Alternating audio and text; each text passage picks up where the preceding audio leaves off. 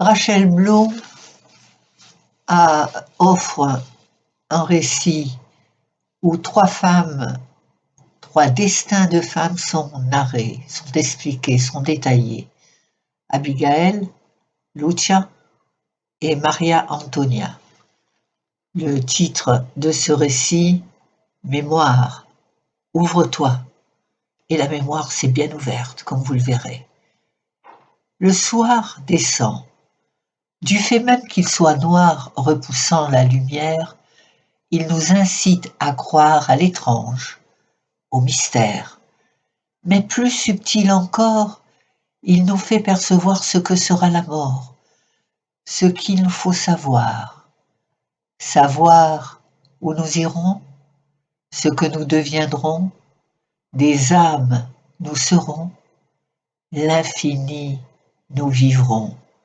Vivre l'éternité dans la sérénité des aïeux retrouvés et croire désormais en toi. La préface est du docteur Joseph Benaïm, qui partage sa vie entre Paris et Cagnes-sur-Mer sur la Côte d'Azur, où il a de nombreux amis. Lorsque Rachel m'a demandé d'écrire une préface, j'ai tout de suite accepté, fière de me voir confier cette tâche. Avant d'arriver sur son destin et celui de ses proches, elle nous donne ici une magnifique leçon de philosophie. Alors je dis tout de suite, le destin n'est pas du tout celui de Rachel, mais de trois autres personnes. Tout en faisant référence à certains passages bibliques, elle nous fait entrer dans sa vérité, n'excluant pas toutefois le doute. Abigail est très lucide. Tout en étant naturellement attachée à sa famille, elle tient à ce que chacun de son entourage puisse expliquer ses propres convictions. Elle y réussit parfaitement, en faisant dialoguer très naturellement les personnages réunis autour d'elle, ses enfants, ses petits-enfants et leurs amis. Elle tient particulièrement à ce que chacun puisse analyser ses propres idées, parfois divergentes, dans ce microcosme familial où elle nous fait entrer. En effet, ces dialogues sont tellement spontanés que le lecteur a l'impression d'y participer. C'est ainsi qu'elle met l'accent sur les dangers de gober toutes les informations diffusées dans les médias et la nécessité de garder et d'expliquer ses propres convictions, même non conformistes. Rachel nous démontre la supériorité indéniable de l'être sur le paraître à travers de nombreux textes bibliques. En faisant discuter ces personnages, elle nous montre avec son talent habituel que, quelles que soient nos convictions, il est indispensable de les confronter à celles des autres, de manière à nous laisser percevoir la nécessité du doute. Elle nous attire dans son monde où toutes les idées et convictions sont exposées sans réserve. Au cours de la lecture, on est tellement immergé dans cette discussion que l'on se surprend à vouloir répliquer à certains arguments comme si nous étions présents à cette magnifique réunion. Merci Rachel, et c'est moi qui remercie le docteur Benaïm, vraiment merci. Alors on parle de trois femmes, de trois passages de vie dans le crépuscule d'Abigail, celui du destin de Lucia, et nous terminerons par Maria Antonia, une immigrée reconnaissante.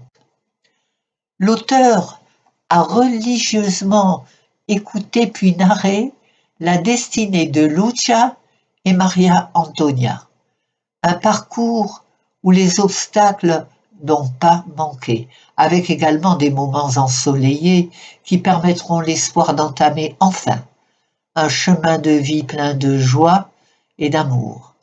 Dans les deux cas, le souci de protection d'une progéniture tellement aimée ne permet pas de longues années l'audace d'envisager une séparation de couple.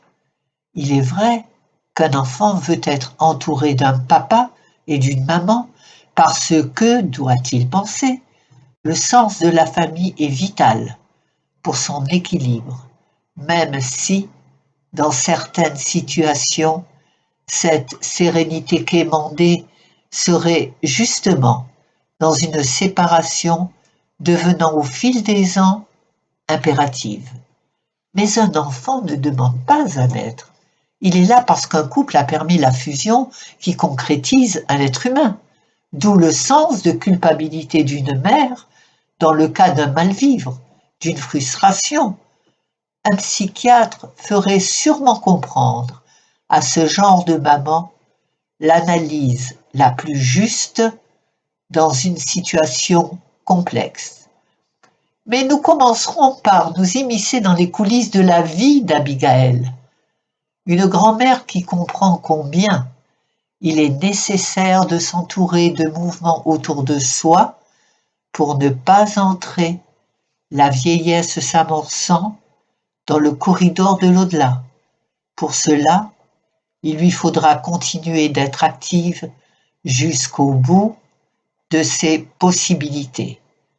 Et le tout début de l'histoire d'Abigaël, la peur de vivre désormais accompagnée de la seule solitude s'efface devant une opportunité qui s'offre à elle, celle de confronter son regard sur la société nouvelle qui ne ressemble en rien à son vécu, avec ceux des plus jeunes générations, abordant des sujets qui en un temps auraient été épineux.